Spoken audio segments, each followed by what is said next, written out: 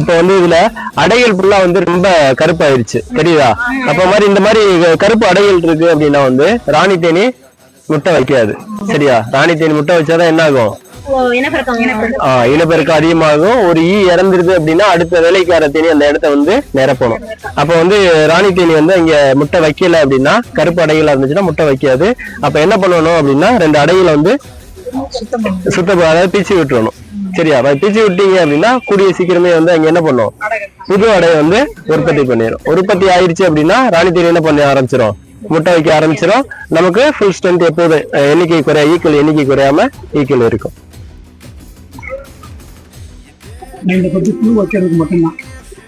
புழு வரை, ஆமா, பேரே புழு வரை தான். தேன் எடுக்கிறது கிடையாது.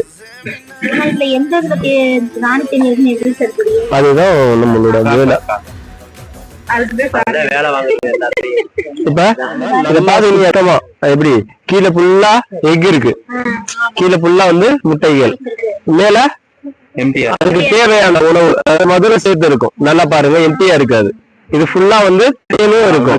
சரியா? இது ஃபுல்லா தேனும் இருக்கும், கீழே வந்து முட்டைகளும் இருக்கும். இந்த மாதிரி வந்துட்டு அடைகளை பார்த்து ஒருத்தவங்கிட்ட பெட்டி வாங்குறோம் அப்படின்னா அந்த பெட்டி வந்து நல்லா இருக்கும்.